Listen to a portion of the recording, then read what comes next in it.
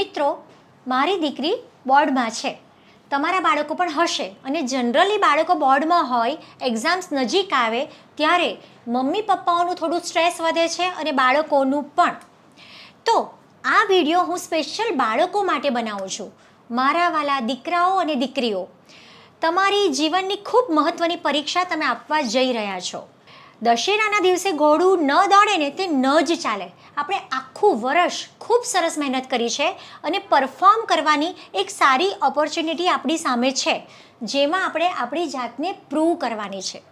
તો આ સમય દરમિયાન થોડીક કાળજી રાખીશું ને તો બહુ સારી રીતે આપણે પરીક્ષાઓ આપી શકીશું.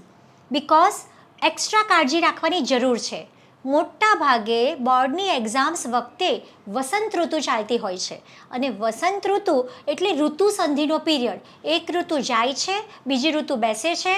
આયુર્વેદ પ્રમાણે કફના રોગો મેક્સિમમ થવાની શક્યતા આ ઋતુમાં છે અને ઇન્ફેક્ટિવ ડિસીઝ ઓરી, અછબડા, ગાલ પચોડિયું, કંજક્ટિવાઇટિસ વગેરે પણ આ ઋતુમાં મેક્સિમમ થાય છે. એટલે થોડીક ટિપ્સ હું ખાસ બાળકોને આપવા માંગુ છું કે કદાચ મમ્મી પપ્પાનું નહીં માનો તો ચાલશે, પણ પ્લીઝ થોડા દિવસો માટે એક ડૉક્ટર તરીકે મારું માનજો જ. પહેલી વસ્તુ, તમારે બને ત્યાં સુધી બહાર નીકળવાનું હવેના 10-12 દિવસ દરમિયાન અવોઇડ કરવું જોઈએ. કોઈ પણ નાની નાની વસ્તુ માટે બહાર ન નીકળી જાઓ.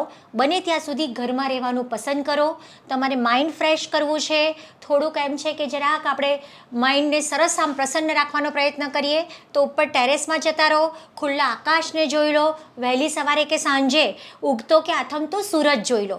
પરંતુ ભીડમાં જવાનું અવોઇડ કરો, જેથી ઇન્ફેક્શિયસ ડિસીઝ થવાની શક્યતા ઘટી જશે. બીજી મહત્ત્વની વસ્તુ, તમારું બાયોલોજિકલ ક્લોક સેમ રાખો. તમારો જમવાનો સમય, ઉઠવાનો સમય, સૂવાનો સમય નિયમિત હોવો જોઈએ. એમાં જો એબનોર્માલિટી આવશે તો તરત જ બોડી રિએક્ટ કરશે. હમણાં મારી પાસે એક વાલી આવ્યા કે બેન એ રોજ સાંજે સંડાસ જાય છે, હવે બોર્ડની એક્ઝામ્સ છે તો એવી દવા આપો કે સવારે જાય. મેં કીધું બેન, હવે અત્યારે ફેરફાર ન કરાય. સાંજે જાય છે ખરાબ છે, પણ અત્યારે એમાં ફેરફાર ન કરાય. અત્યારે જેમ છે તેમ રહેવા દો, પછી તમે એ વસ્તુને ફોકસ કરજો. એટલે બને ત્યાં સુધી તમારું બાયોલોજિકલ ક્લોક ચેન્જ ન થાય એવો પ્રયત્ન કરો. ત્રીજી મહત્ત્વની વસ્તુ છે ફૂડ હેબિટ્સ. આપણે ઘરે હોઈએ ને તો ઘણીવાર એવું થાય કે માઇન્ડ ફ્રેશ કરવા માટે આપણે કંઈક પેટમાં નાખ્યા કરીએ. આ ઋતુમાં ધાણી, દાળિયા, મમરા અને ખજૂર જે વસ્તુ આપણે હોળીમાં વધારે હોમીએ છીએ ને એ વસ્તુનો ઇન્ટેકમાં વધારે ઉપયોગ કરો, જેથી કફના રોગો થવાની શક્યતા ઘટી જશે. એટલે બને ત્યાં સુધી ખાવામાં cheese, paneer, cake, pastry, chocolates આવું હેવી ન લો. એનાથી ઊંઘ આવશે, આળસ ચડશે, સુસ્તી વધશે, શરીરમાં આમ વધશે. એના બદલે હલકી વસ્તુઓ મેં જે કીધી, એના સિવાય તમે ખાખરા, મમરા, આ બધું મમરાનો ચેવડો, આવી બધી વસ્તુ લઈ શકો. એટલે બને ત્યાં સુધી જમવાના 2 ટાઈમ સિવાયના સમયમાં વચ્ચે કંઈક ખાવાની ઈચ્છા છે તો આવી હલકી વસ્તુ પસંદ કરો. બહુ જ તળેલી અને ભારી વસ્તુ અવોઇડ કરો, જેનાથી તમારું સ્વાસ્થ્ય જળવાયેલું રહેશે. ચોથી મહત્ત્વની વસ્તુ, બને ત્યાં સુધી વ્હીકલ્સ તમે પોતે ન વાપરો. આમ તો હવે ટ્યુશન્સ ને બધું બંધ જ થઈ ગયું હશે, પણ ક્યાંક જવું છે તો મમ્મી પપ્પાને સાથે લઈને જાઓ, તમે ન ચલાવો. કંઈ પણ અણધાર્યા અકસ્માત સર્જાય તો ખરેખર આપણને અઘરું પડે.